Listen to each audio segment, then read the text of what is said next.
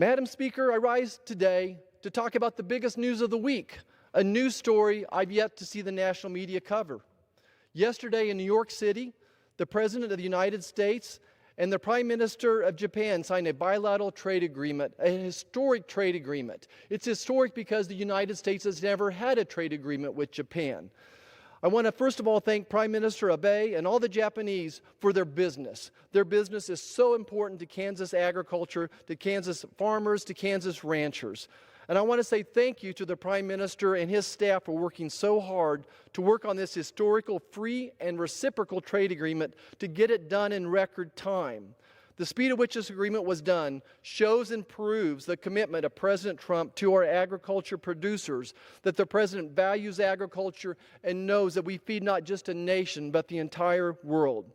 As many of you already know, Japan's the #1 market for United States beef, pork, and wheat, all very important to Kansas farmers and ranchers. So Mr. Prime Minister, Mr. President, thank you so much for showing your leadership.